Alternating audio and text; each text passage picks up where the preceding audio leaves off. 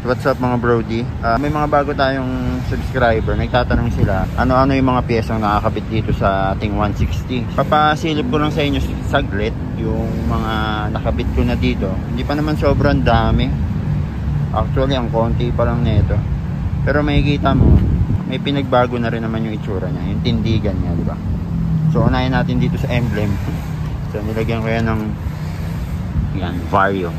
Sensya na madumi yung motor natin, no? Tagulan kasi ngayon. So pinilit ko lang gumawa ng content. Emblem siya na Vario. Tapos so ayan, pinabit din natin tong sticker na to. So dami nagtatanong, yung Shopee ko na nabili yan mga tol, ha. Tapos unahin na, tas etong etong lever. So universal to. Pag mag-aabit yan ng lever, wag nyo natanggalin to mga tol. Yan, kasi ang pangit ng itsura. Tinanggal nyo yan. So isama nyo na lang din. Tapos naka-ano na rin tayo, naka B-Win pulley. So naka B-Win pulley, hindi lang kasi kita. So may vlog naman ako dyan, naka B-Win pulley. Ano pa ba? Ito, pipe.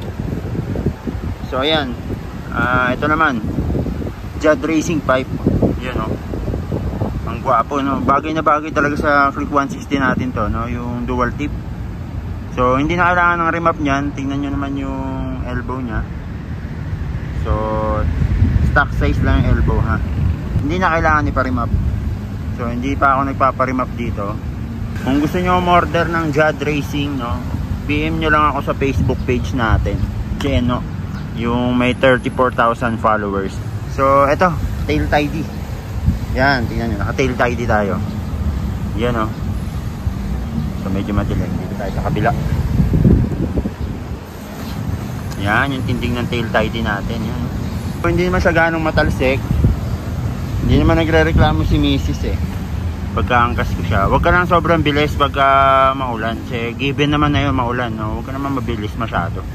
Hanggang dito lang siya pag tumatalsik, puro dito sa plaka, puro dyan sa plaka yung talsik niya. Tsaka dito. So pag bumili kayo ng tail tidy, may konting modification kayong gagawin. May vlog ako dito kung ano yung mga modification na ginawa. Kompleto yan, may ano yan, oh. May plate light. Ayan. Ang dumi kasi, tagulan. Tapos nag-modified kami dito ng butas. May butas na dyan, papalakihin nyo lang para sa signal light. So pang Click 125 yung tail tidy na to, yun yung makikita nyo kasi sa Shopee. Same lang naman sila ng 160. May konting modification lang kayong gagawin. Panoorin nyo yung last vlog ko. Sunod natin itong yan, disc brake tsaka preno natin. So big disc, tapos naka Racing Boy na caliper din tayo. 260mm na big disc, tapos 2-pot na Racing Boy caliper. At itong ARM na bracket, CNC bracket yan. So goods na goods yung preno ko dyan mga tol. Sobrang lakas ng preno ko. Kaya minsan malakas yung loob natin mga mote. Kaya minsan malakas yung loob natin magmabilis, no? Pero syempre sa safe lang na lugar, lumakas yung preno. Ang ganda ng performance na ito. So kung magtatanong kayo kung pinalitan yung brake master natin, hindi ako nagpalit, stock pa rin. Basta 2-pot caliper lang. Pagka sumobra kasi, pagka nag 4-pot kayo, kailangan nyo magpalit ng brake master. Dito naman tayo sa foldable side mirror natin. Yan. Fold yan, ha. Yan. Yan. Ganun din yung sa kabila. Yan. Ito pa lang yung mga napapalitan ko. So walang huli yan. Basta pag na checkpoint kayo, hindi siya nakatupi. Yung iba kasi kaya nahuhuli kasi nakatupi, at sobrang luwag pa. So higpitan nyo na lang din. Kahit mahigpit naman yan, natutupi pa rin siya. Sa gabal kasi pag hindi sobrang higpit, bumababa. So delikado din yun. Mamaya nasa biyahe ka, biglang bumaba, stuck pa din yung upuan. Lalo ko pa racing seat ko.